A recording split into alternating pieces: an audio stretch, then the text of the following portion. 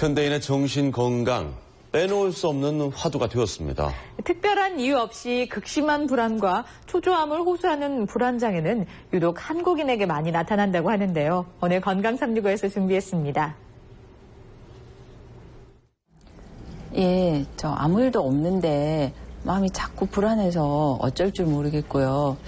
저 속도 울렁거려서 외출하는 것도 꺼려지거든요.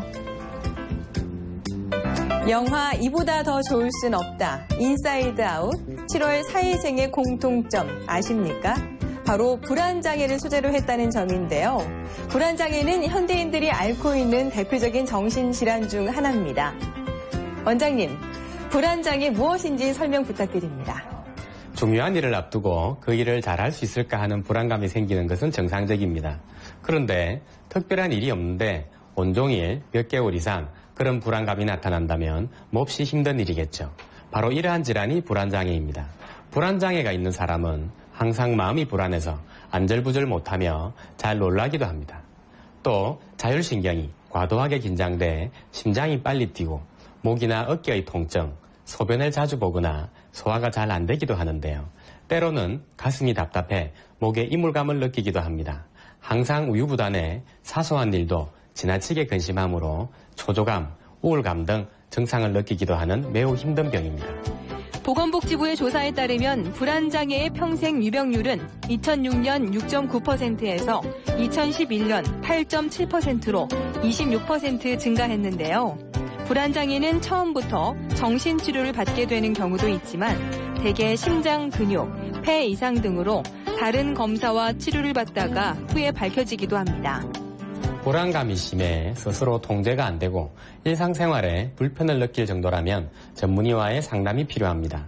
불안할 필요가 없는데 왜 자꾸 불안하지? 하는 생각이 들면서 심장이 뛰거나 소화가 안 되는 육체적인 증상까지 같이 나타난다면 치료를 받는 게 좋은데요.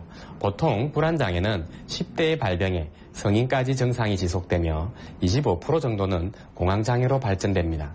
특히 소화기 불안장애는 등교 거부, ADHD, 성적 부진, 교우관계 저하를 보이기도 하는데요. ADHD 환자 20에서 30%는 심리적 불안에서 비롯된 것으로 보이는데 이 경우에는 집중력 강화 치료보다는 심리 안정에 초점을 두어 치료하면 효과가 더욱 좋습니다. 일상생활을 충실히 하고 규칙적인 생활만 해도 불안감은 어느 정도는 해소됩니다. 또 평소 산책 등 간단한 운동을 꾸준히 하고 복식호흡과 명상으로 마음을 안정시키는 것도 좋은데요. 하지만 증상에 호전이 없다면 한의학적 치료를 고려해야 합니다. 한방에서는 불안장애를 심장의 기운이 부족하거나 심장에 열이 많아 생기는 것으로 보고 한약이나 침구요법을 시행합니다. 한약의 경우 환자의 체질과 증상에 따라 백복령, 황연, 목통, 백자인 등 약재를 주로 사용하고 있는데요. 장기간 복용해도 약물 의존 현상이 나타나지 않아 안전합니다. 이 밖에 음양오행 이론에 기반을 둔 오지상승 상담요법과 바이오피드백 치료도 병행하고 있는데요. 바이오피드백 치료법의 경우 인체 기관에서 나오는 신호를 스스로 조절할 수 있도록 도와주어 치료 효과를 높여줍니다.